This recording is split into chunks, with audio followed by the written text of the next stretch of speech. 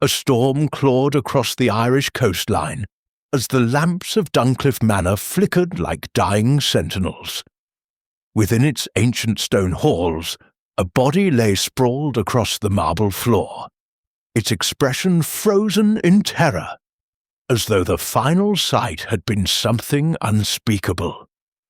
The servants whispered of curses older than the cliffs, while the family muttered of inheritance, revenge, and secrets better left buried. When the famed Belgian detective Hercule Poirot arrived, his little grey cells stirred at once. Something was wrong, terribly wrong, and before the night ended, another scream would echo through the manor. Chapter 1. The Manor of Whispers.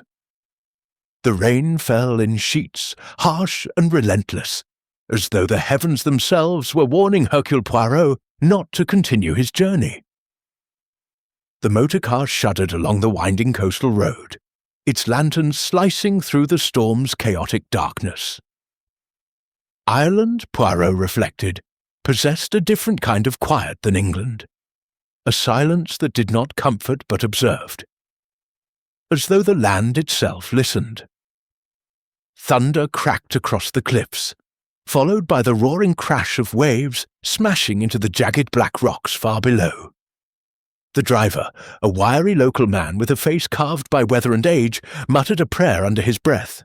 "Bad night for travel, sir. Very bad night." Poirot adjusted his hat with calm precision. "Ah, but crimes, mon ami, do not wait for pleasant weather." The man said nothing more. At last, Duncliffe Manor emerged through the fog. A great brooding fortress of dark stone perched perilously at the cliff's edge. Its many chimneys rose like watchtowers against the sky, and its tall windows glowed faintly, flickering as though struggling against the storm's wrath. A crooked iron gate creaked open with a groan, allowing them passage. Poirot stepped out. An icy wind slapped his face instantly, tugging at his coat. Standing before the enormous manor, he felt something shift in the air, an unease, subtle but unmistakable. Not fear, not yet, but anticipation. A door opened above him. A woman stood framed in yellow lamplight, tall, elegant, wrapped in a dark emerald shawl whose fringe whipped in the wind. Her auburn hair clung damply to her temples. The unmistakable look of desperation glimmered in her eyes. "Mr. Poirot!" she called, raising her voice above the storm. "Over here!" Poirot climbed the stone steps briskly. "Lady Moira Duncliffe," he said with a small bow as he reached her. "I came as quickly as the telegram allowed. Please, come inside." Her voice trembled. "You must see him at once." Inside, the manor swallowed them in darkness and cold. Only a few candles lit the expansive hall, their flames writhing like anxious spirits. The marble floor gleamed faintly, reflecting the ornate tapestries and portraits that haunted the walls. Every frame contained a Duncliffe ancestor, whose eyes seemed to follow Poirot with suspicion. Lady Moira led him into a great chamber at the centre of the manor, one designed for receptions and grand gatherings, but currently filled with dread. Poirot's face softened, his eyes narrowing with sorrow. A body lay in the centre of the floor. Lord Henry Duncliffe, patriarch of the family, owner of half the land in this region, and a man known for his severe temperament and iron rule, was stretched on the marble like a fallen statue. His hands were frozen mid-reach, his mouth partly open, his eyes wide with something between shock and terror. Poirot knelt beside him, fingertips hovering delicately as his little grey cells awakened with interest. "Unusual," Poirot murmured, "very unusual." Lady Moira swallowed, her voice barely audible. "Everyone insists his death was natural, but I know it was not. Something killed him, Mr. Poirot. Something or someone."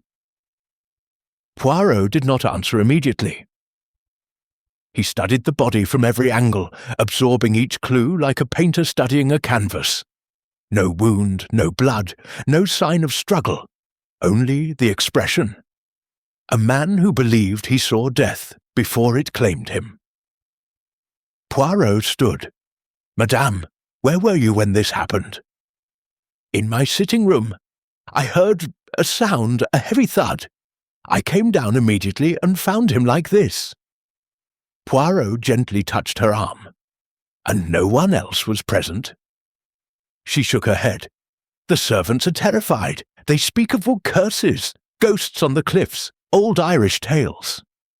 "Superstition," Poirot said with a soft scoff.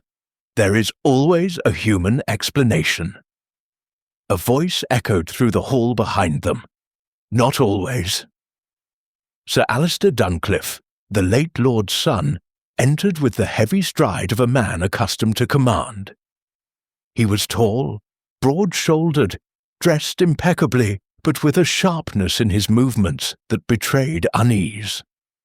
The candlelight cut harshly across his face, etching the tension in his features. He stopped before Poirot. "You must be the detective Mother insisted on calling." Poirot inclined his head. "Sir Alistair." Alistair's eyes flicked toward the body. "This investigation is unnecessary. Father's heart was weak. The doctor warned him for months. He refused treatment. His death was inevitable." Poirot's gaze sharpened. "Is that so?" "Yes." Alistair stepped closer, lowering his voice. "I understand Mother is fragile after this tragedy, but we don't need some foreign inspector stirring chaos." Poirot locked eyes with him calmly. "I am not here to stir chaos, monsieur. I am here to reveal truth." Lady Moira inhaled sharply, her fingers trembling. "Alistair, please." "For your sake, Mother," he continued, "accept what happened." Lady Moira's eyes glistened, not merely from grief, but from something deeper. Fear.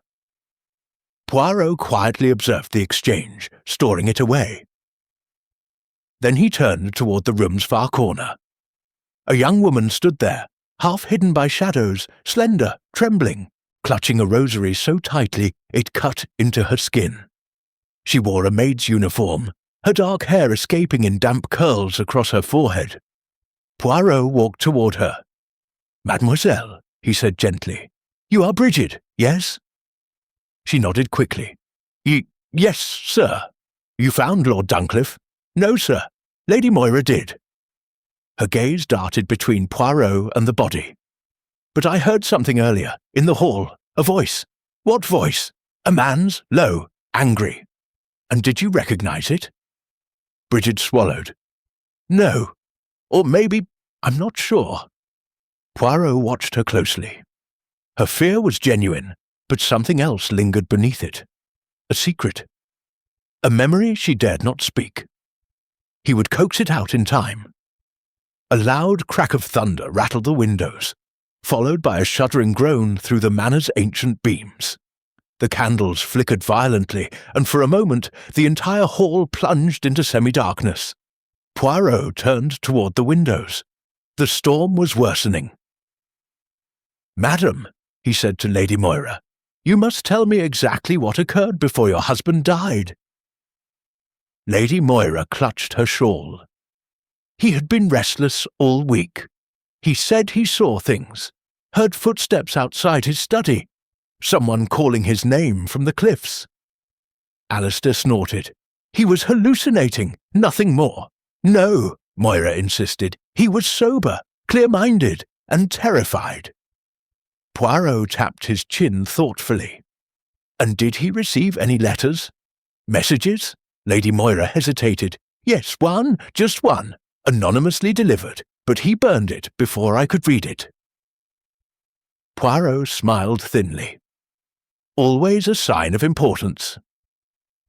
As he prepared to inspect the study, the lights suddenly flickered again, harder this time. A gust of wind howled through the corridors like a living creature. Then it happened. A shattering scream erupted from the upper floor, piercing, chilling, unmistakably human. Bridget gasped, dropping her rosary. Lady Moira clamped a hand over her mouth. Sir Alistair grabbed a candle, eyes widening. Poirot stiffened. "Stay close," he commanded. They ascended the grand staircase, shadows leaping around them. The storm's roar muffling the rapid beats of their footsteps. The scream had come from the west corridor. A long, narrow hallway lined with centuries-old portraits whose painted faces twisted eerily in the candlelight. Bridget pointed with a shaking hand. "Someone was standing there, I swear it." Poirot scanned the corridor. Empty. The storm boomed again, rattling the windows. Suddenly, another sound. A sharp crack, a window shattering somewhere deeper inside the manor. Poirot walked slowly toward Lady Moira's sitting room, candlelight trembling across his moustached face. The window had indeed shattered inward. Shards of glass sparkled across the Persian carpet. The curtains billowed inward with the wind. Poirot approached the window frame, touching the broken edges. "Not broken by wind," he whispered. "This required force." Lady Moira pressed against the wall. "There's something in this house." Poirot raised a finger. "Not something, madame. Someone." He looked at the floor. Near the shattered window was a single footprint, muddy, heavy, trailing a faint pattern of coarse soil. Cliff soil. Bridget whispered, "No one has gone outside since the storm began." Poirot straightened. "My friends," he said quietly, "we are no longer dealing with a simple death." He turned toward the dark corridor. "Someone is in this manor, someone who does not wish us here." And then, without warning, a voice drifted through the dark. A whisper, soft, chilling, almost taunting. "Leave this place." Everyone froze. Poirot's candle flickered violently. He stepped forward, every muscle steady, every sense sharpened. "A haunted house," he murmured. "No, a house with secrets." But before he could take another step, another scream pierced the air, closer, this time unmistakably real. And Poirot, his little grey cells electrified by danger, whispered, "Ah, the game begins." Chapter 2. The shadow behind the door. The night settled over the small town like a heavy blanket, swallowing the last hints of daylight until only the faint orange glow of streetlights remained. Sarah stood in her living room, staring at the file Detective Harris had given her. Every page felt heavier than the one before. Dates, times, eyewitness statements, phone records. Her own name highlighted multiple times. It was as if someone had carefully rewritten her life into a crime she didn't commit. But the more she read, the more she realized something chilling. Whoever framed her knew things about her past she had never told anyone. Not the neighbors, not her friends, not even her closest colleague. Secrets she thought were buried years ago were now resurrecting with sharp claws. A sudden knock at the door snapped her out of her thoughts. She stiffened. It was nearly midnight. No one should be visiting at this hour. The knock came again, firmer, more deliberate. Her heartbeat quickened as she moved slowly toward the door, every step echoing louder in her ears. She peered through the peephole. Nothing. No one stood outside. Just the empty hallway with its flickering bulb. She hesitated, her breath shallow. Was it a prank, a neighbor, or someone testing her presence? Her phone buzzed, a message from an unknown number. "Don't open the door!" Sarah felt her palms go cold. She stepped back instinctively, her mind firing in every direction. Who was texting her? Were they watching her? The phone pinged again. He's still there. Her breath hitched. She crept back to the peephole, but the hallway looked exactly the same. Still empty, silent, but the uneasy weight in her stomach told her the message wasn't a joke. She typed quickly, "Who are you?" No response. Seconds passed, then minutes. The silence stretched like a wire ready to snap. Finally, she moved away from the door and sat on her couch, trying to steady her breathing. She had barely settled when the sound came. Soft, slow, dragging footsteps. Someone was walking outside her apartment, each step painfully deliberate, like they wanted her to hear them. She held her breath. The footsteps stopped directly in front of her door. Sarah clamped a hand over her mouth, afraid even her breathing would betray her presence. A whisper, barely audible, brushed against the bottom of the door. "Sarah!" Her blood froze. It was a man's voice, rough, familiar in a way she couldn't place. She didn't move, didn't blink, didn't even dare to swallow. The silence lasted only a moment before the door handle slowly turned. Someone was trying to open it. She lunged toward the small wooden drawer by the couch, fumbling for the kitchen knife she hid inside. Her hands trembled uncontrollably as the handle rattled again, harder this time. Then everything stopped. The building creaked, the hallway went quiet. The air itself felt suspended. Moments later, a sharp knock shattered the silence, this time loud and official. "Sarah, it's Detective Harris, open the door." Sarah pressed her back against the wall, unsure whether to move. What if it wasn't him? What if the voice was being mimicked? What if she opened the door only to find the man whose whisper echoed in her mind? Her phone buzzed again. Same unknown number. "It's safe. Open it." Her stomach tightened. Was she really trusting an anonymous texter? But something about the timing, something about the urgency, made her feel they weren't trying to harm her. She stepped forward, knife still in hand, and unlocked the door. Detective Harris stood there, alone, a tired look on his face. But Sarah's eyes shot immediately past him, scanning the hallway left and right. "No one. Harris," she whispered. "Someone was just here." He raised a brow. "What do you mean?" "He whispered my name under the door. He tried to open it." Harris's calm demeanor shattered for a moment.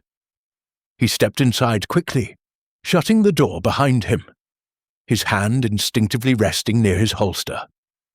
He scanned the room, then looked at her trembling hands, her wide eyes, and the knife she was still gripping tightly. "Put that down," he said gently. "Tell me everything." She explained the knock, the text messages, the whisper, the turning door handle. Harris listened carefully, his jaw tightening with every detail. "When did you get the first message?" "Right after the knock." He held out his hand. "Let me see your phone." She hesitated but handed it over. He studied the messages and his face darkened. "This number, it's scrambled. Whoever texted you is masking their identity." "Do you believe me?" she asked, voice barely steady. "I believe someone's playing a dangerous game," he replied. He walked back to the door, examining the knob. "There are fresh scratches here. Someone tried to pick the lock." Sarah's heart dropped. She wasn't imagining it. She wasn't losing her mind. Someone was indeed after her. Harris turned to her. "Sarah, I need you to tell me something, and I need you to be completely honest. Is there anyone from your past, anyone at all, who might want to hurt you?" Her throat tightened. Images from years ago fluttered in her mind, memories she had tried desperately to forget. A name surfaced, one she wished had stayed gone. But before she could speak it, her lights flickered, then went out. Darkness swallowed the room. Harris cursed softly. "Stay close." Sarah reached out, her fingers brushing his jacket. The room felt colder now, like the shadows themselves were leaning in. Then, from somewhere deep inside the apartment, farther back, near the bedroom, came a soft creak. A floorboard bending under someone's weight. Harris drew his gun, his voice low and firm. "Sarah, move behind me, slowly!" Her blood ran cold. Someone was inside her home. She moved behind him, her hands shaking uncontrollably, her breath ragged.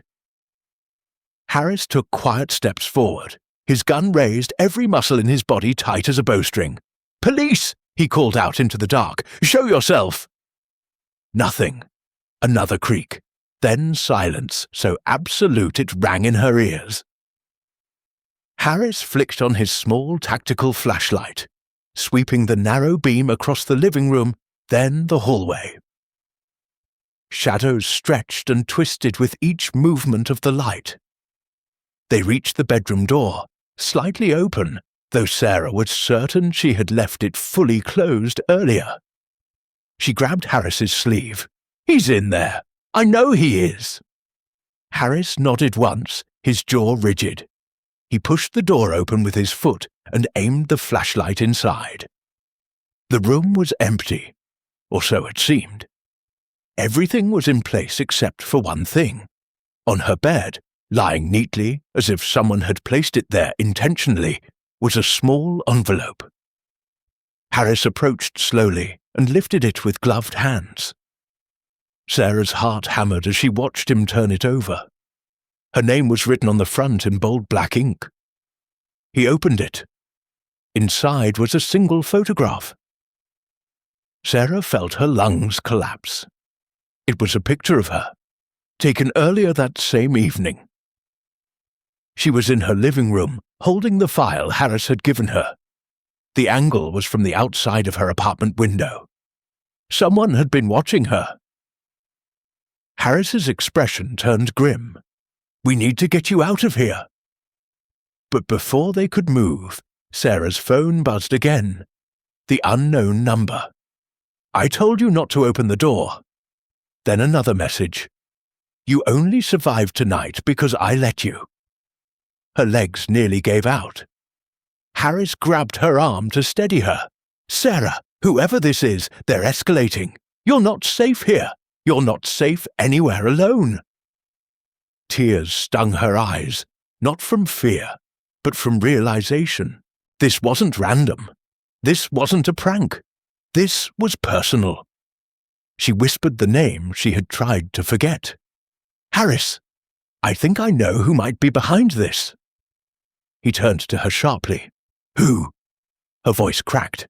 "The man I sent to prison 5 years ago." The room felt like it shrank, the air thickening with dread. And then Sarah said the words that made Harris's face turn pale. "He's out." Chapter 3. The Man Who Returned. The weight of Sarah's confession hung in the air like a storm cloud ready to crack open. Detective Harris stared at her, his features tightening as the implications sank in. "You're telling me," he said slowly, "that the man you testified against, the one convicted of attempted murder, is out of prison now?" Sarah nodded, her breath trembling. "Early release," she whispered. "Sentence reduction for good behavior." The bitterness in her voice made the room feel even colder. Harris raked a hand through his hair. "And no one thought to notify you?" She shook her head. "I only found out a month ago. But I didn't think he would come for me this soon." Harris stepped closer, lowering his voice. "Sarah, you need to tell me everything. What happened between you two? Why he targeted you, and why he might still be obsessed." She swallowed hard, feeling her chest tighten as the past clawed its way back to the surface. "His name is Daniel Cade," she began. "He wasn't always violent. At first, he was charming, too charming. He became obsessed with me fast, showing up at my workplace, sending flowers, leaving notes on my car. I tried to ignore it. I tried to be polite, but when I finally told him to stop, he snapped." Her fingers dug into her palms. "One night, he broke into my old apartment. He waited in the dark with a knife. I barely escaped. He swore he would come back for me." Harris listened silently, his jaw tight. "You should have been notified the second he was released," he muttered. "This changes everything." He paced the living room, his boots thudding softly on the floor. If Daniel is behind this, he's not hiding anymore. He's playing with you, mocking you. The messages, the whisper, the photograph. He wants you afraid. He wants you cornered. A tremor ran through her. "He said I survived because he let me." Her voice trailed off, fear curling around her ribs like ice. Harris looked at her with grim seriousness. "That means he could have killed you tonight. He was inside your home, Sarah. He's escalating. And the worst kind of predator is the one who thinks he controls the game." Sarah sank onto the couch, burying her face in her hands. Everything around her felt surreal, like she was trapped inside someone else's nightmare. Harris sat beside her, not too close, but close enough that she felt a sliver of safety. "Look at me," he said. She lifted her tear-brimmed eyes. "You're not alone anymore. We're going to handle this strategically. But I need you to trust me completely. No hiding information, no downplaying danger." She nodded weakly. "I trust you." He stood, urgency returning to his posture. "Pack a few essentials. You're not staying here tonight. I'll get you a protected place until we figure this out." Sarah hesitated. "Where will we go?" "A secure location," he replied. "Not a police station. Daniel might anticipate that. Somewhere quiet, somewhere he won't expect." She rose shakily and walked toward her bedroom. When she flipped the light switch, the overhead light flickered once, then steadied. She froze. The room still felt tainted, like Daniel's shadow lingered in the corners. She grabbed a small bag, stuffing clothes, documents, chargers, anything she could think of. When she reached the drawer where she kept old letters, her hand trembled as she saw one envelope peeking out, slightly pulled forward. She hadn't touched that drawer in months. Slowly, she opened it. Inside, beneath the old papers, was a folded sheet she had never seen before. Fresh paper, fresh ink, a new message. Her throat dried as she unfolded it. "You can run again, but I still remember your heartbeat." Her legs nearly buckled. "Harris!" she called, her voice cracking. He rushed into the room, and his expression hardened when he saw the note. "This was here," she nodded. "He left it before we arrived." Harris scanned the edges, the corners, the dresser. "He went through your belongings. He stood right here, long enough to plant this." Sarah hugged her arms around herself, feeling exposed, violated. "He wants me to relive it," she whispered, "exactly how it happened last time." Harris placed a firm hand on her shoulder. "Listen to me. Daniel doesn't get to write the story this time. We do.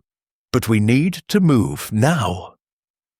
Within minutes they were out of the apartment, Harris guiding her swiftly down the back stairwell to avoid surveillance. The night air outside felt colder, sharper, wrapping around Sarah like a warning. Harris's unmarked car sat parked under a dim streetlight. Before opening the door, he scanned the area carefully, eyes narrowing at every corner, every shadow. Only when he was certain did he usher her inside. As they drove, the quiet hum of the engine felt almost soothing, but Sarah couldn't shake the feeling of eyes on her. She turned to the window, watching the passing houses blur into darkness. "Do you think he's following us?" she asked. Harris's fingers tightened on the steering wheel. "If he is, he won't get close. I'm watching every mirror." His eyes flicked to the rear view, sharp and calculating. "No car has kept pace with us yet." After 20 minutes, they turned onto a narrow road leading away from the main town. Trees lined both sides like silent sentinels. Sarah swallowed. Where are we going?" "A safe cottage," Harris replied. "Old family property. Remote, secure. No one knows I use it." She nodded, trusting his judgment even as dread churned inside her. The cottage came into view, a small, sturdy structure tucked behind tall pines, its porch lamp casting a soft glow. Harris parked close to the entrance. "Stay behind me," he said as he stepped out, scanning the surroundings before motioning her forward. Inside, the cottage smelled faintly of cedar. It was simple, clean, and quiet, exactly what she needed. "For now," Harris said, locking the door behind them. "You'll be safe here. Tomorrow morning, we plan our next move." Sarah sat on the edge of the couch, her nerves still thrumming. "Do you think he'll come here?" Harris met her gaze. "Not tonight. He doesn't know this place exists." Before she could respond, her phone buzzed from inside her bag. Her blood drained. She wasn't connected to Wi-Fi. There was barely any signal here. Yet the notification came through. With trembling hands, she lifted the phone. One message from the same unknown number. "Nice cottage." Sarah's scream caught in her throat as the phone slipped from her fingers and hit the floor. Harris grabbed his gun, and the nightmare took its next step. Chapter 4. The Eye in the Dark. The message lingered on the screen like a breath on the back of Sarah's neck, invisible yet unmistakably real. Harris snatched the phone, his expression hardening into something colder than fear. Calculating, predatory, the look of a man who had just realized the rules of the game had changed. "He shouldn't know where we are," he muttered, scanning the cottage windows, each one covered only by thin curtains. "No one should know, not even my captain." Sarah stood frozen beside the couch, her fingers trembling so violently she had to clasp them together. "Harris, how is he doing this? How does he know everything?" He didn't answer immediately. Instead, he walked to the front door, checked the deadbolt, and quietly pulled aside the curtain to peer out into the night. The forest loomed beyond the porch, dark and unbroken except for the faint rustle of wind through the pines. "He's watching," Harris said softly, voice tight with controlled anger. "Somewhere close, far enough not to be seen, close enough to see us." Sarah hugged herself, feeling the familiar coil of panic tighten in her chest. "We should call for backup." Harris shook his head. "No police, not yet. If he's monitoring communications, any unusual activity will tip him off, and if I bring officers here, he'll vanish again." He walked back toward her, lowering his voice. "Sarah, listen to me. Daniel is meticulous. He plans every step. The fact that he already knew about this cottage means he has resources, time, and access." Her breath hitched. "What do you mean, access?" He met her eyes, the weight of his concern terrifying. "It means he's been watching you far longer than tonight. Maybe weeks, maybe months." She sank onto the couch, her knees giving way. The room felt smaller, walls closing in, the silence between each heartbeat too loud. Harris crouched in front of her. "Tell me again, did anything unusual happen recently? Anyone new around you? Anything at all?" She shook her head, tears building. "I don't know. I've been so focused on trying to live normally that I might have ignored signs." "Then think," Harris urged gently. "Take your time." She closed her eyes, forcing herself back through the last few weeks. The grocery clerk, the new neighbor, the lost dog flyer on her door. None of it stood out, until one image flickered through her memory like a match being struck. "The repairman," she whispered. Harris straightened. "What repairman?" "About 10 days ago. My apartment building said they were checking electrical wiring on all floors. A man in uniform came by. He looked legitimate. I didn't let him inside, but he inspected the breaker box in the hallway. Harris's face darkened. Did he ask questions? Sarah nodded slowly. He asked if I lived alone, if I worked from home, if I travelled often. Harris swore under his breath. That wasn't a repairman. That was Daniel, or someone working for him. He was gathering information. A shiver ran through her, icy and sharp. So he had access to my building, maybe even my floor. Harris nodded grimly. And if he got close enough to your door, close enough to the wiring, he could have installed something, Sarah whispered. A camera, a microphone. Harris didn't have to answer. The silence confirmed it. Before he could say more, a soft sound broke through the cottage, so faint it could have been imagined.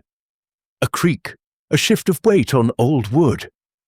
Harris's head snapped toward the back hallway, his entire posture changing, predator alert to predator. Stay here, he murmured. Do not move. Sarah clutched the edge of the couch as he moved silently down the hallway. Gun drawn, every footstep measured. She listened, breath held, as he opened the bedroom door, then the bathroom, then the storage closet. Each silence stretched unbearably until finally he returned. No one inside, he said, but something's wrong. Her eyes widened. What do you mean? Harris walked to the small kitchen window and pointed.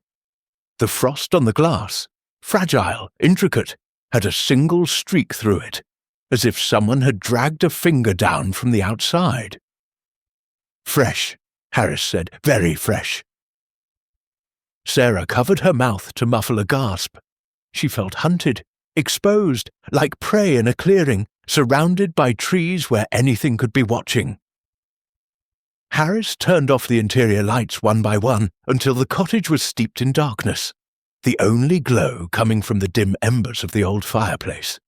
We're safer unseen, he said. If he's looking in, he'll lose visibility. Sarah joined him by the window, though she kept back, afraid of being silhouetted. Outside, the forest seemed alive, shadows shifting with every gust of wind, branches swaying like silhouettes of figures waiting just beyond reach. Hours passed in tense silence. Harris stayed alert, watching, listening, every muscle taut. Sarah drifted in and out of uneasy half-sleep, her head resting against the arm of the couch, until a sudden thud jolted her upright. Harris was already standing. Did you hear that? Her breath quickened. Yes. He motioned for her to stay behind him as he approached the sound, a small noise near the back door, like something falling or being placed gently on the porch. Very slowly, Harris cracked the door open. A single object sat on the steps, a small wooden music box. Sarah's blood ran cold. That's mine, she whispered. My grandmother's. It was in my bedroom drawer. Harris's jaw tightened as he carefully picked it up. He's not testing the locks, he murmured. He's testing our reactions. He set the music box on the table and opened it. The tune began to play softly, a delicate lullaby. But beneath the melody, taped onto the inside lid, was another note. Harris pulled it off, unfolded it and read aloud, You hide well, Sarah, but you always did love lullabies. Her knees buckled, and Harris caught her, guiding her into a chair. She felt faint, the room spinning as the music played on, haunting and sweet. He was inside again, she whispered. He took it from my apartment. He planned this.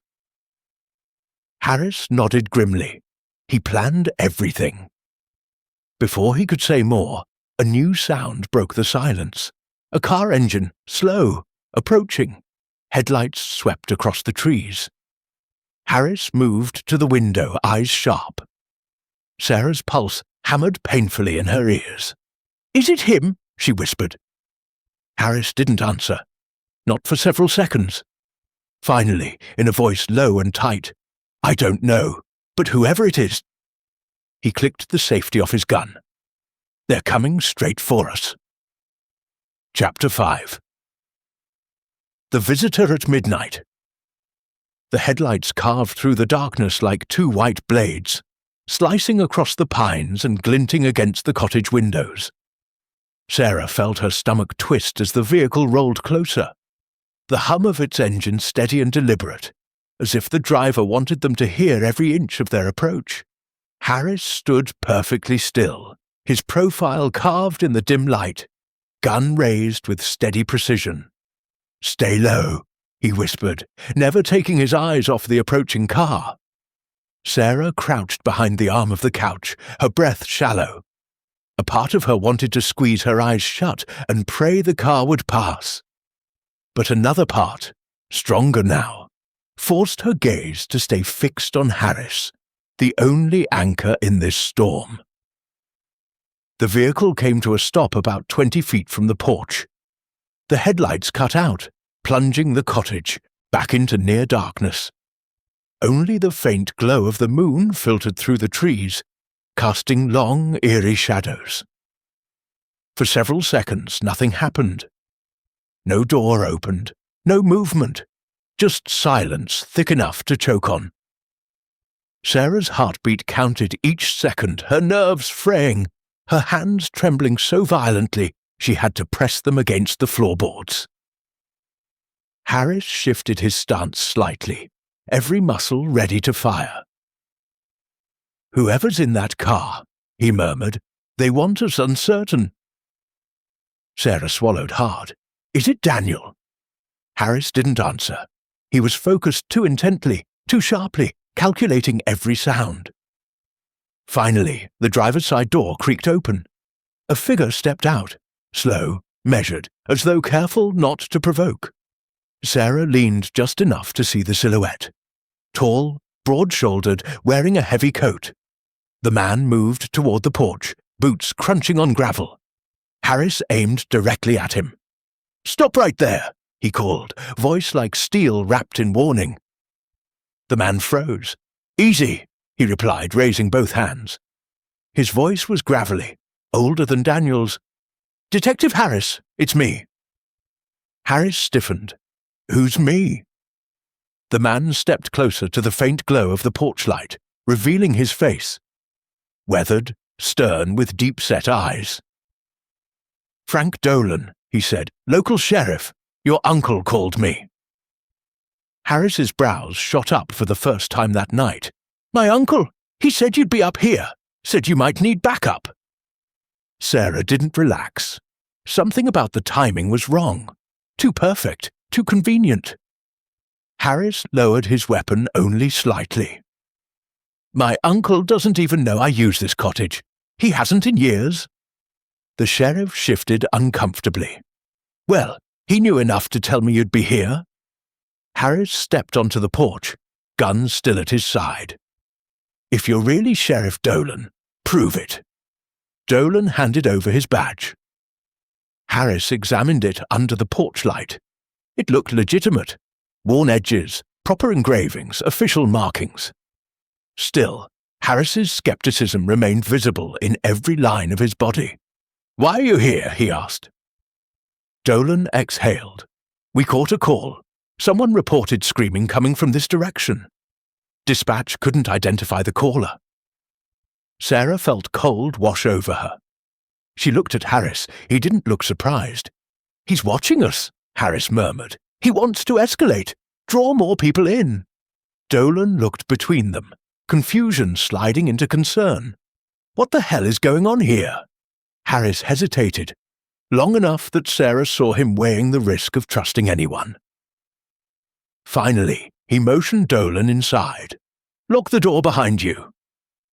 Dolan obeyed, stepping into the dimly lit cottage. His eyes landed on Sarah first. "You must be the woman the caller mentioned." She nodded weakly. "Sarah." Dolan tipped his hat slightly. "Ma'am?" Harris pulled Dolan aside.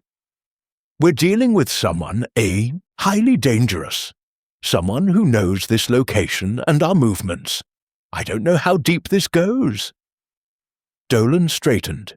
"Then let me help," I've been sheriff in this county for 18 years. I've seen my share of monsters."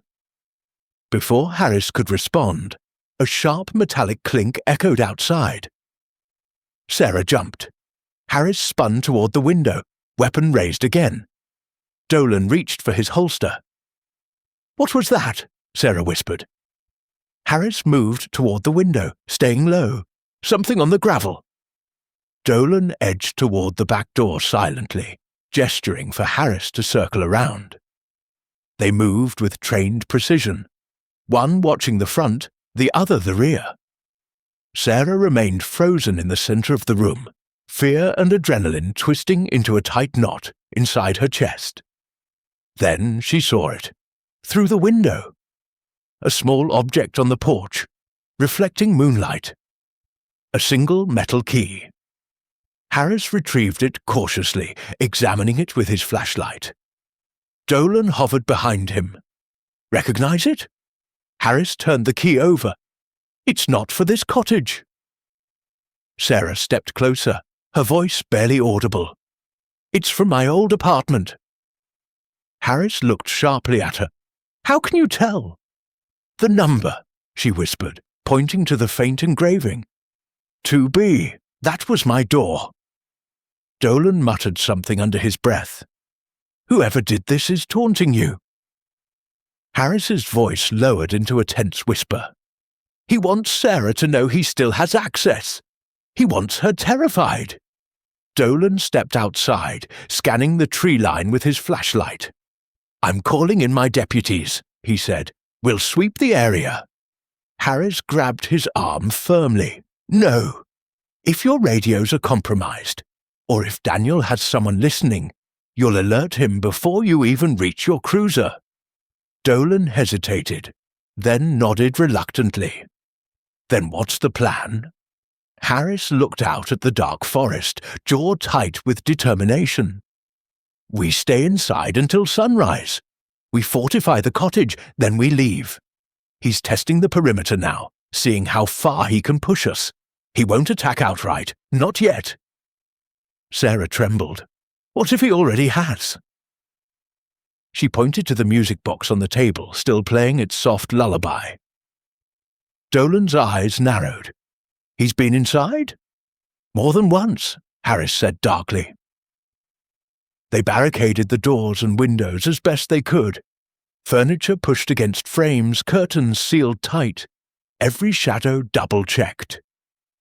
Dolan kept watch near the kitchen, Harris near the front. The hours crawled by, thick with silence. Sarah stayed awake by sheer force of terror, her senses sharpened to every creak and rustle. Just when the first faint hint of dawn touched the horizon, a knock shattered the fragile quiet.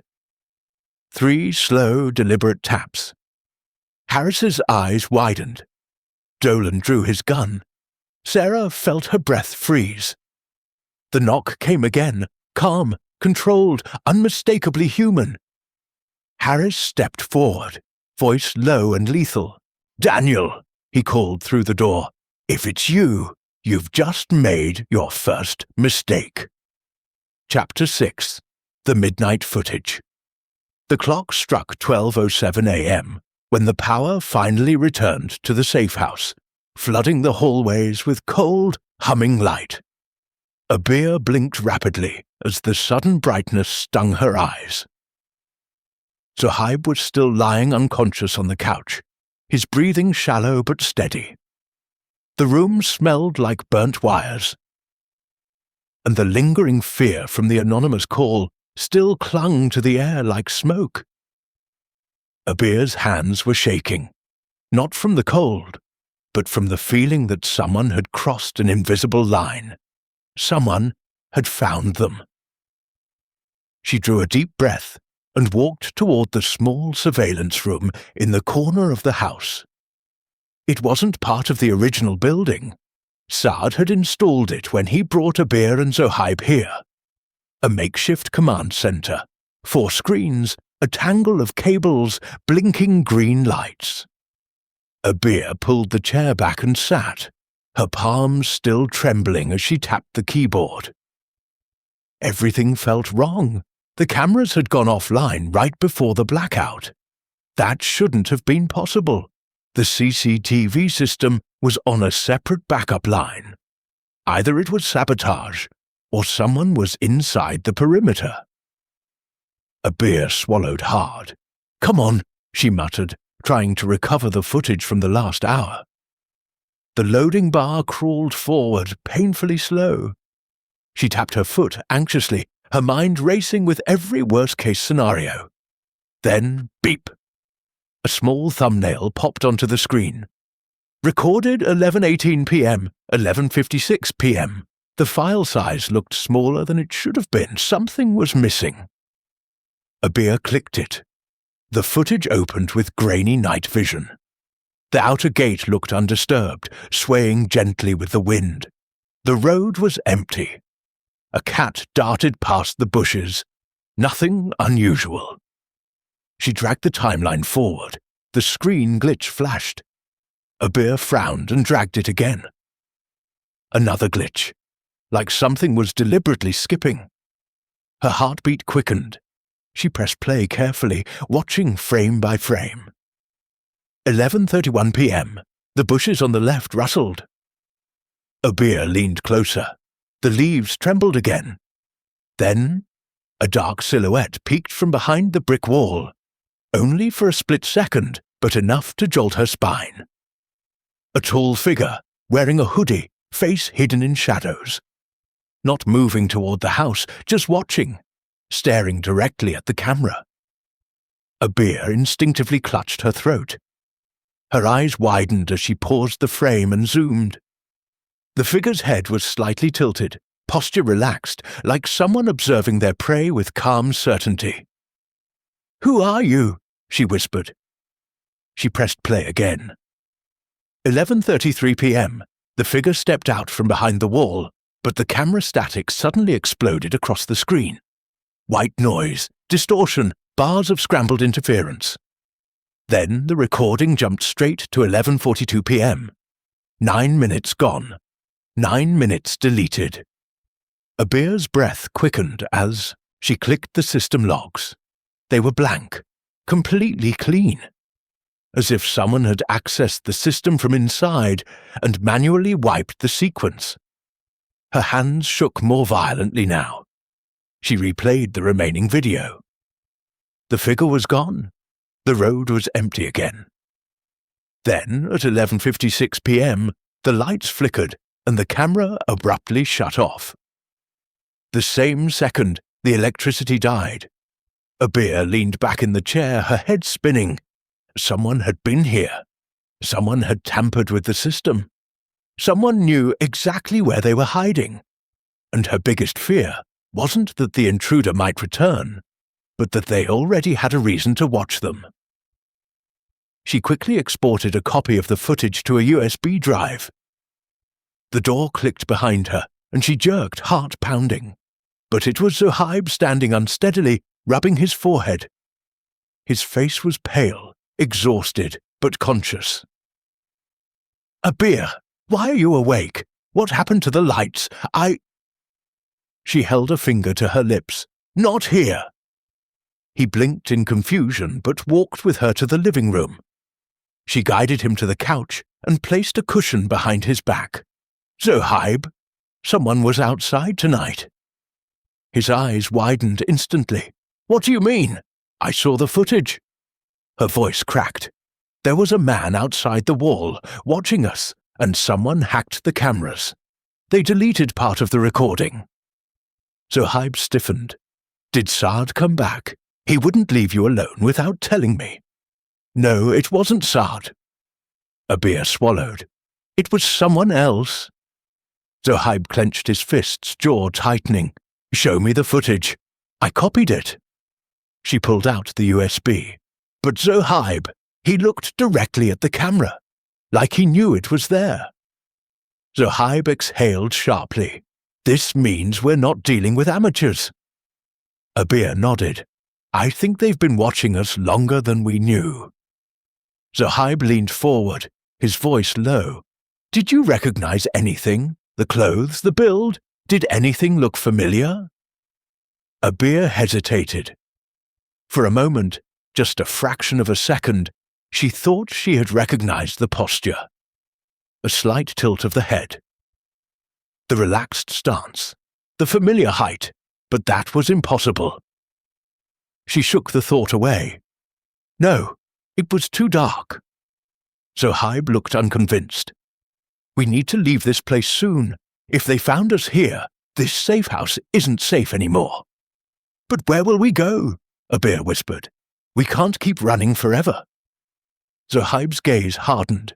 Until we know who's after us, we have no choice. Abir leaned back, exhausted. Her eyes burned with unshed tears. She felt like the walls of the house were closing in, suffocating her with every passing second. A stranger had stood outside tonight, watching them in silence while they were unaware, vulnerable. This wasn't random. It was calculated, deliberate, personal. The USB drive felt heavier in her palm now, like it contained more than footage. It contained a warning. Zohaib stood up slowly. Abir, let me check the backyard, just in case. No! She grabbed his arm. What if he's still out there? Zohaib placed his hand gently over hers. I'll be careful, promise. She reluctantly nodded, and he stepped outside with a flashlight. Abir hugged herself tightly and stared at the front door, waiting for him to return. Minutes passed. 5, then 7. She checked the window nervously. The backyard was pitch-uniform darkness. No movement. Her chest tightened. Then suddenly footsteps, fast approaching footsteps. The door swung open. Zohaib entered breathless. Abir, come quickly. Her blood froze. What happened? Zohaib held up a torn piece of cloth, dark, heavy, and slightly damp. I found this caught on the backyard fence, he said. Someone was here recently. Abir touched the fabric. It was thick, like the material of a hoodie. Her legs felt weak. The man outside hadn't just watched them. He had tried to come closer. The night suddenly felt colder. Zohaib locked the door, stepped close and whispered, Whoever he is, he's not done.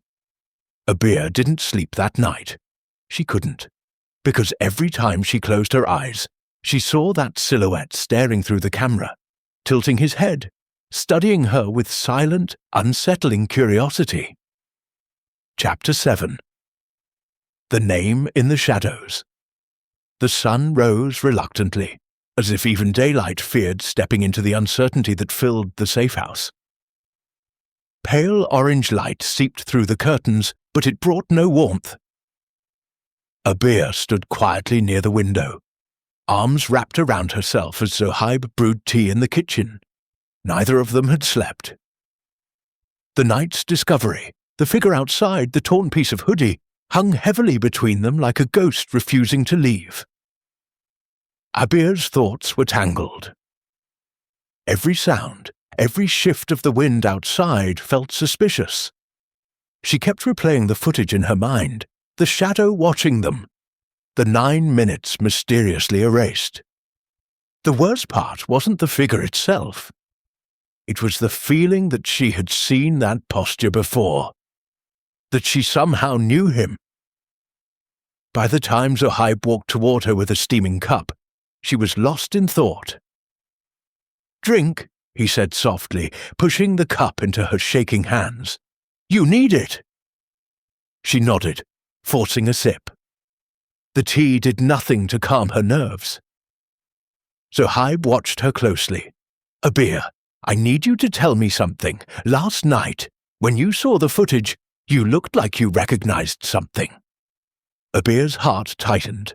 I didn't, she said quickly. But Zohaib didn't buy it. Abir, please, we can't afford half-truths right now. She lowered her gaze, gripping the cup tighter. It was probably my imagination. The light was bad. The footage was glitchy. Zohaib stepped closer, voice firm but gentle.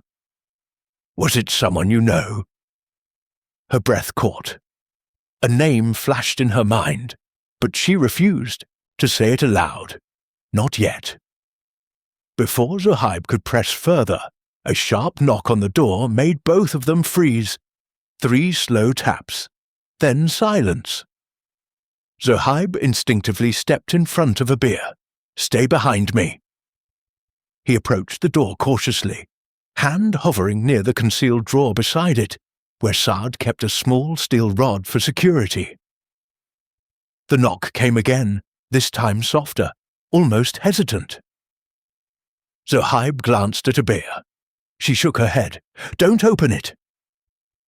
But Zohaib looked through the peephole first, breath held tight. "It's Saad." Abir exhaled in relief, but her shoulders didn't relax entirely. After last night, trust felt fragile. Zohaib opened the door slightly. Saad entered quickly, eyes serious, forehead beaded with sweat. He locked the door behind him. "I called you both so many times," Saad said, pulling off his jacket. "Why didn't you answer?" "The power was out," Zohaib replied. "Network too." Saad froze. "What? How?"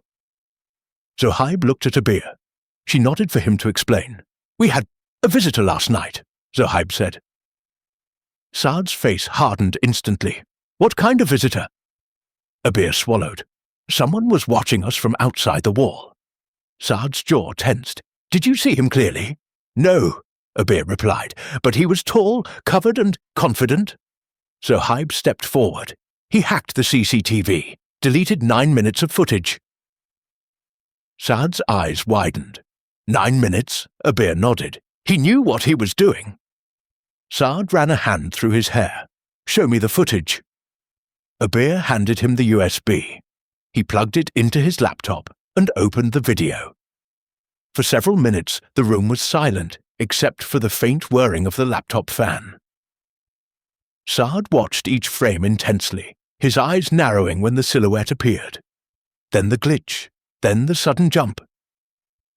Saad leaned back slowly. "This is professional work." "We know," Zohaib replied. Saad stayed silent for a moment, as if measuring his next words carefully. Then he looked directly at Abir. "Do you have any idea who he could be?" Abir stiffened. Zohaib watched her intently.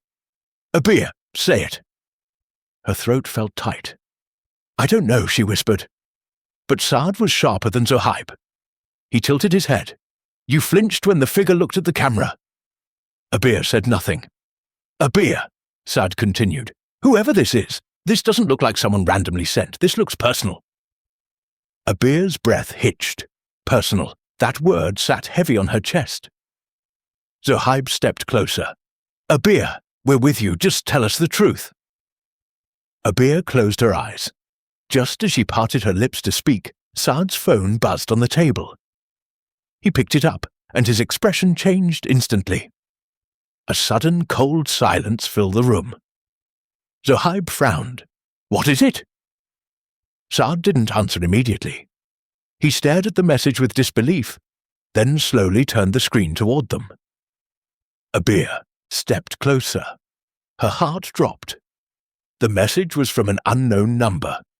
No name, no profile photo, just a single image, a still frame from last night's CCTV, the silhouette staring directly at the camera. Except this time zoomed, clearer, sharpened, and beneath it a text. "You can run, you can hide, but she knows who I am." Abir felt her legs weaken. She gripped the edge of the table to keep herself from collapsing. Zohaib's blood ran cold. How did they get this footage? It wasn't exported until after the blackout. Saad clenched his jaw, which means they were already inside the system. Abir stared at the image, her heart pounding painfully.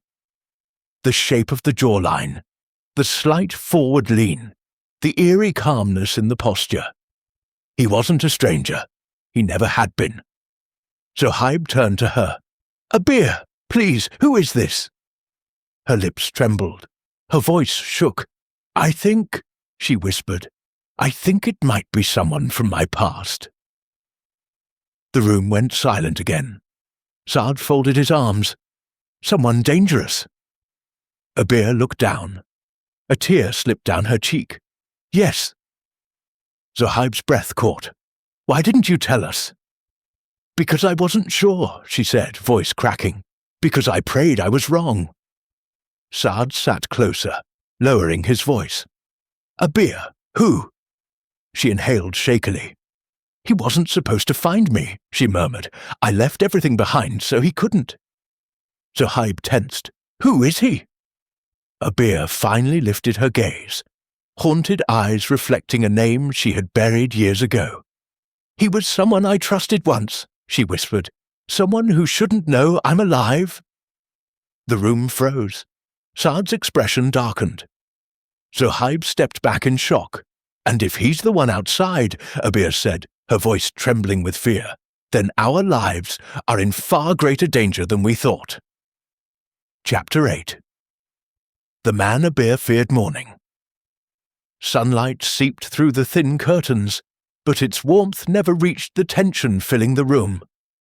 Abir sat on the edge of the couch, hands clasped tightly, staring at the image still open on Saad's laptop.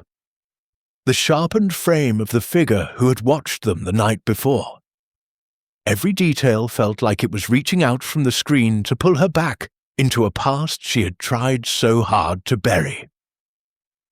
Zohaib and Saad exchanged worried glances, but neither pushed her. They could see how fragile her composure was, hanging by a single thread. It took several minutes before Abir finally inhaled deeply, as if gathering courage from thin air.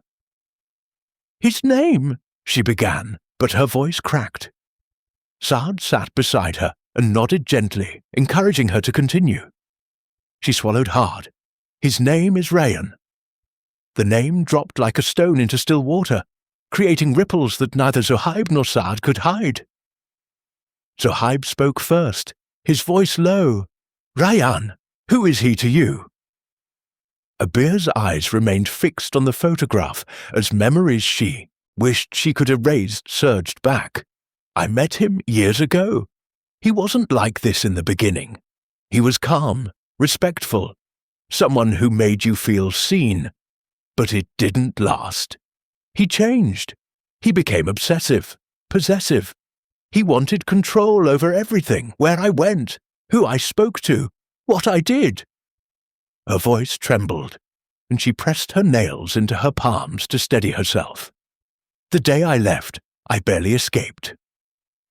Zohaib's jaw clenched in anger. "And he followed you here?" Abir shook her head. "He shouldn't know I'm here. I never contacted anyone after leaving. I cut every connection." Her breath shook. "But that posture in the footage, the way he tilts his head when he looks at something, I recognized it." Saad leaned forward, hands locked together. "Did he ever threaten you?" Abir looked at him with hollow eyes. "He said once that if I ran, he wouldn't chase immediately. He'd wait for the moment when I felt safe again." Her voice lowered to a whisper. "He wanted the fear to settle before he took it away." Zohaib exhaled sharply, pacing across the room. "So, this is personal. He's not just after you randomly. He's planned this." Saad nodded. "A man like this doesn't appear suddenly.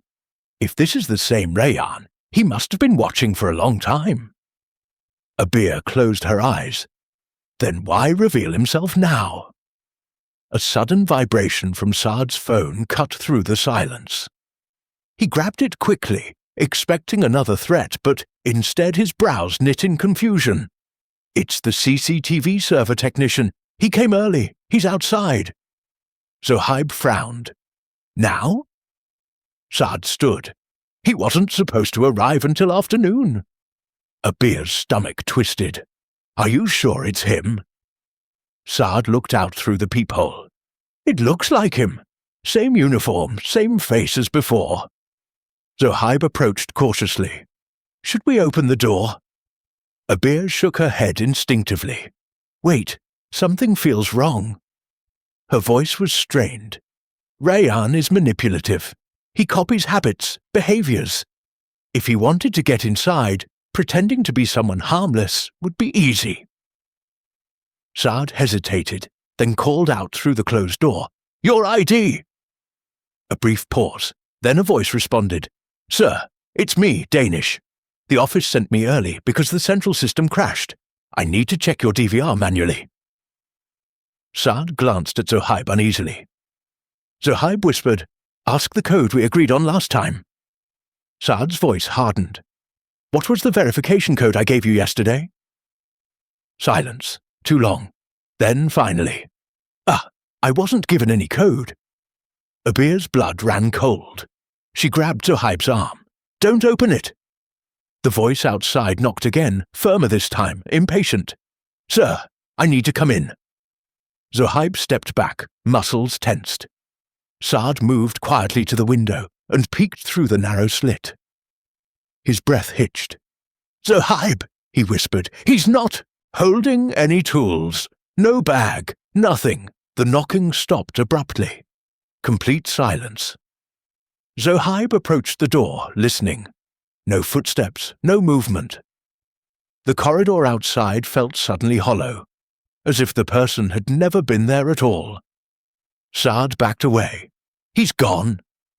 Abir clutched her chest, breathing heavily. "He's testing us. He wants to see how scared we are." Zohaib nodded grimly. And now he knows. The atmosphere in the room grew suffocating. It felt as if Rayan's presence lingered in the air, silent, strategic, watching. Abir pulled her knees toward her chest, trying to steady herself. Zohaib knelt beside her. "We'll protect you, I promise." But she shook her head. "You don't understand. Rayan doesn't attack immediately. He breaks a person first, slowly, quietly. He makes them feel isolated, trapped, hopeless." Tears filled her eyes. This is only the beginning. Saad sat at the table, thinking deeply. We need a plan before he strikes again. He already got access to the CCTV. He stood outside without fear. He approached the door today. He exhaled heavily.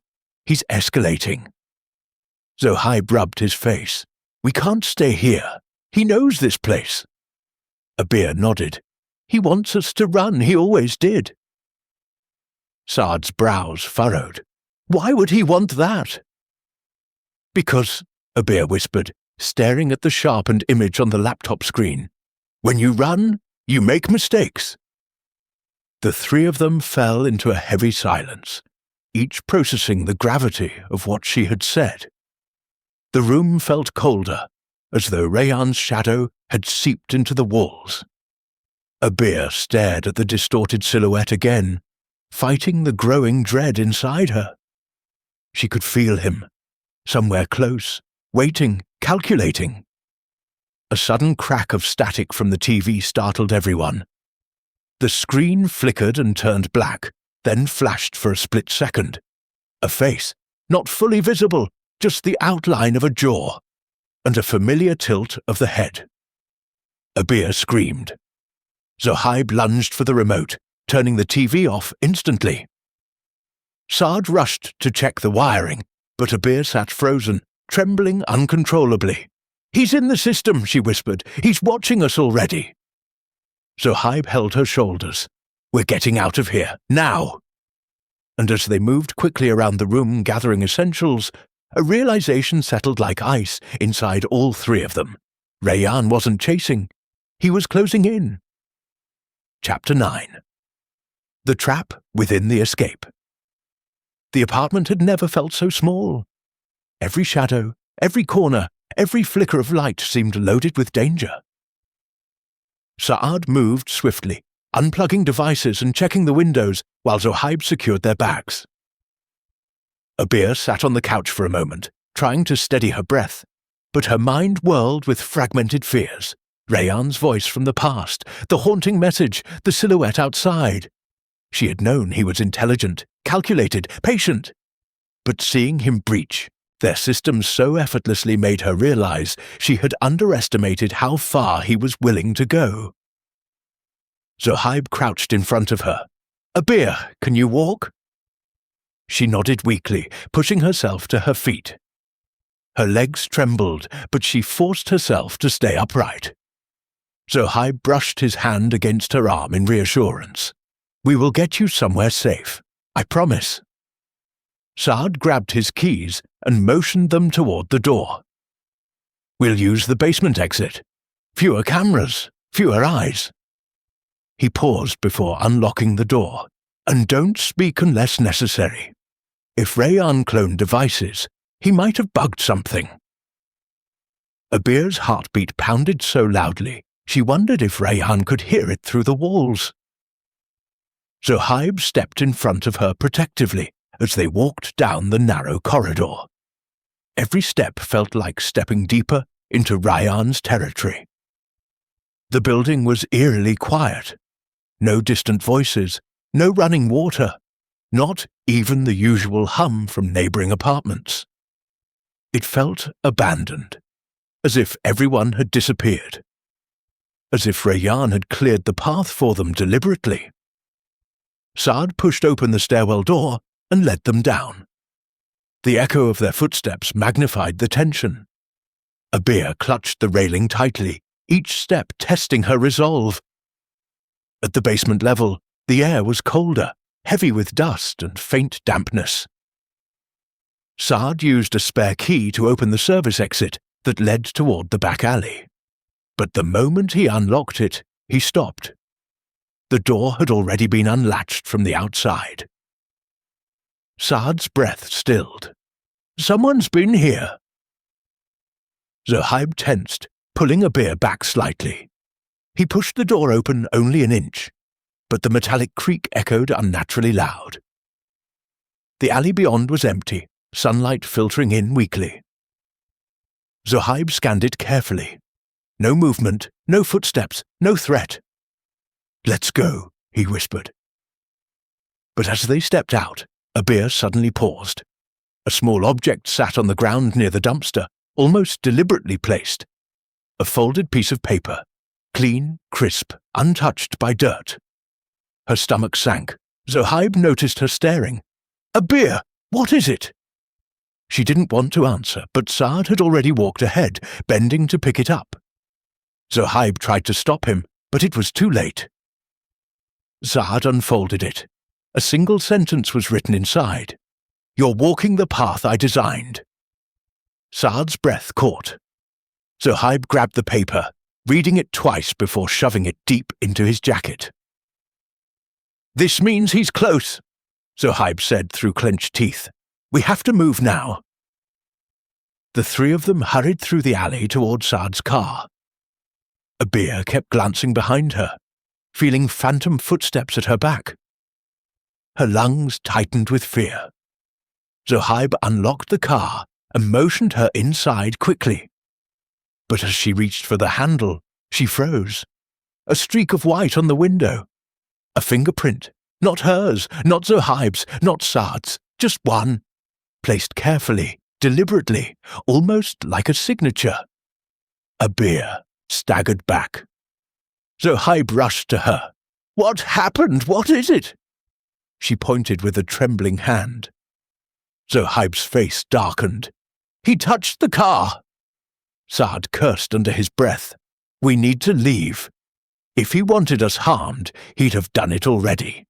He's toying with us, trying to control our panic." Abir's voice quivered. "This is how he works. He creates fear until you feel like your mind is slipping." Zohaib helped her into the back seat, then climbed in beside her, ready to shield her from anything. Saad started the engine and pulled out of the alley. But the further they drove, the more Abir sensed something was wrong. The road felt too empty, too silent. Every turn seemed strangely predictable, like she had driven it before in nightmares. Saad kept glancing into the rearview mirror. "Abir, tell us more about him. We need every detail." She swallowed. "Rayan doesn't attack from the front. He believes fear is more effective than violence. He manipulates surroundings, timing, information." She stared out the window. He once said the best trap is the one where the victim thinks they're escaping. Zohaib's eyes widened slightly at her words. A thought hit him. Saad, where exactly are we going? Saad hesitated. To an old farmhouse outside the city, a safe place. Abir's heart dropped. Safe. Rayan loved that word. She leaned forward suddenly.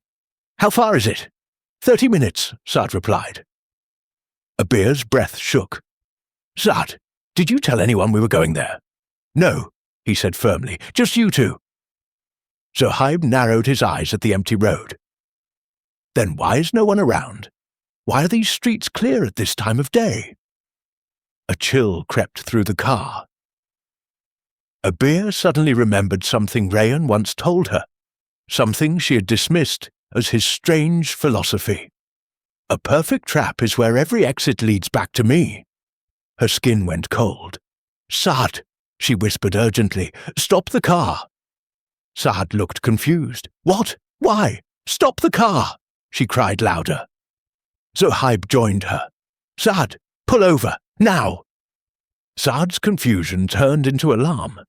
He hit the brakes and the car skidded to a halt on the lonely road. For a moment, the world held its breath. No birds, no wind, just the hum of the engine. Abir grabbed Saad's arm. Rayan wanted us to leave. He left clues to push us out. He touched the door. He left a note. He made the technician come. He wanted us to take this exact route. Zohaib's chest tightened. Saad, how did you choose the farmhouse? Saad's expression changed, subtle but unmistakable. Abir's voice trembled. Saad, how long have you known about Rayan? The silence inside the car became suffocating. Zohaib stared at Saad in disbelief. Saad kept his hands on the steering wheel, too tightly. Abir's voice cracked. Saad, please tell me you're not... Saad exhaled slowly. His voice was calm. Too calm. Abir, you weren't supposed to find out like this. Zohaib's entire body tensed, ready to move. Abir felt the world tilt beneath her feet. Saad finally turned to face them, his expression unreadable. I didn't betray you, he said quietly. I just made a promise long before you came back into the picture. A chilling realization washed over Abir. Rayan wasn't alone. He never had been. And now Saad's eyes held the answer she had feared most. Chapter 10. The Revelation and the Escape. The farmhouse loomed ahead like a shadow waiting to swallow them whole. Saad drove cautiously, every inch of the road scanned in silence. The tension in the car was almost suffocating, the air thick with fear and unspoken questions. Abir's heart pounded in her chest, each beat reminding her that Rayan was still out there, watching, waiting, a predator calculating its next move. Zohaib sat beside her, his jaw tight, fists clenched on his knees, every nerve alert. Saad gripped the steering wheel as if it were a lifeline, his face taut and pale. As they approached the farmhouse, Abir noticed the faintest hint of movement in the shadows near the tree line. Her breath hitched, and Zohaib leaned forward, scanning with her. It's him, she whispered. The figure was barely visible, blending into the darkness, yet the posture was unmistakable. The tilt of the head, the deliberate calmness. He was studying them, timing their steps, as if the road itself belonged to him. Saad slowed the car to a crawl. Don't panic, he said quietly, but his voice betrayed tension. We're almost there. Abir's hands gripped the seat edge, knuckles white. She could feel Rayan's presence even at this distance, a suffocating weight pressing down on her chest. Every instinct screamed that the trap was still active, that the farmhouse itself might not be a sanctuary, but a cage meticulously planned to corral them. They reached the farmhouse, and Saad parked in a shadowed corner, far from the front entrance. Stay low, he instructed. Zohaib opened his door first, gesturing for Abir to follow closely. Every step toward the building felt like stepping deeper into the jaws of the predator. A faint creak from the wooden porch made Abir flinch. She clutched Zohaib's arm tightly. "He's here," she murmured. "I can feel him." Saad ushered them inside. The farmhouse was dark, almost sterile, the faint smell of dust and wood filling the air. He moved quickly to lock the doors and block the windows as much as possible. Abir's eyes darted around the room, noting every possible hiding place, every shadow that could conceal a threat. Zohaib remained close, scanning every corner. Their nerves were taut, every sense primed for the slightest movement. Saad pulled the laptop from his bag and set it on the table. "We need to understand how much he knows," he said. "If Rayan has access to the CCTV and communications, we need a countermeasure." Abir nodded, forcing herself to focus. She inserted the USB containing the footage and began analyzing frame by frame, searching for anomalies or traces of tampering. Every glitch, every missing second was a puzzle piece pointing toward Rayan's meticulous planning. Hours passed in tense silence. Then a sound, soft, almost imperceptible, reached their ears. The faint scraping of shoes against gravel. All three froze. Zohaib whispered, "He's testing the perimeter again." Saad grabbed a crowbar and moved to the door. Abir felt herself drawn to the window despite the danger. Through the darkness, she saw him, Rayan standing still, observing. His presence was magnetic, terrifying.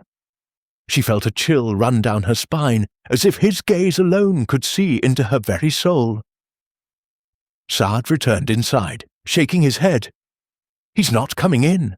Not yet. He wants to break our focus first." Abir sat down heavily, heart racing.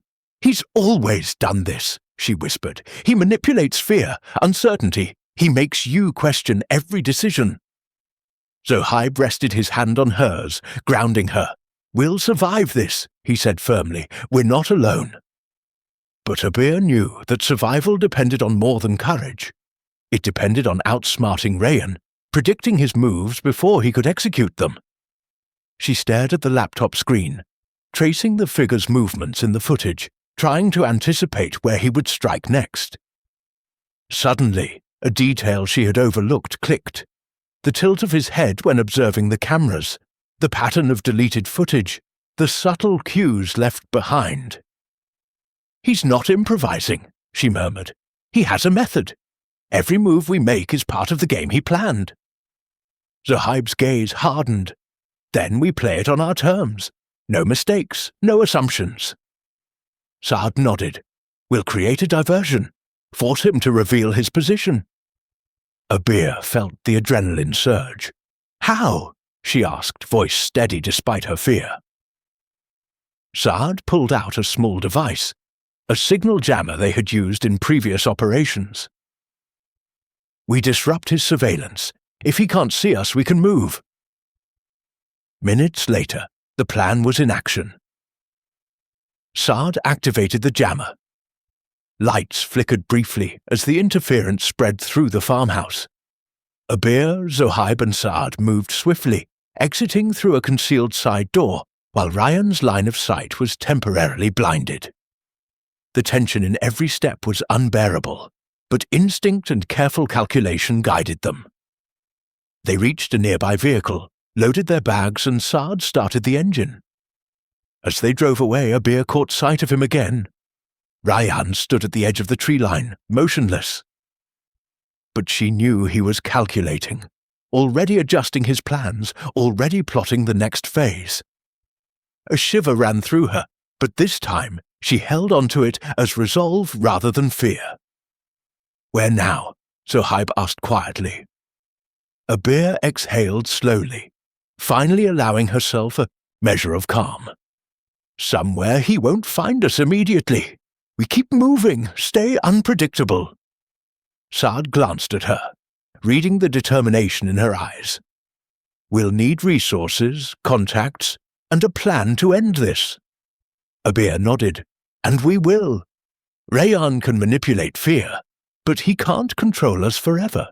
He can't predict everything." Zohaib reached over and held her hand firmly. "We stick together. That's our advantage." Hours later, safely away from the farmhouse, Abir allowed herself to lean back in the seat, exhaustion and relief mingling. She knew the danger wasn't over. Rayan was still out there, intelligent, patient, and relentless. But for the first time in weeks, she felt a glimmer of control. She had faced the fear, anticipated the moves, and taken action. The game had changed, and now she was no longer just the prey. As they drove toward an uncertain horizon, Abir glanced at the darkening forest behind them, where shadows lingered and secrets waited. She whispered under her breath, "This isn't the end, but it's our turn to play." Zohaib squeezed her hand. Zard started plotting the next safe location. And somewhere, far away, Rayan watched, already aware of their escape, already planning his next move. But this time, Abir knew. She would not be caught unprepared. The hunter had underestimated his prey, and in that knowledge, she found the strength to keep moving forward, toward safety, toward clarity, and toward the eventual confrontation that would end the nightmare once and for all.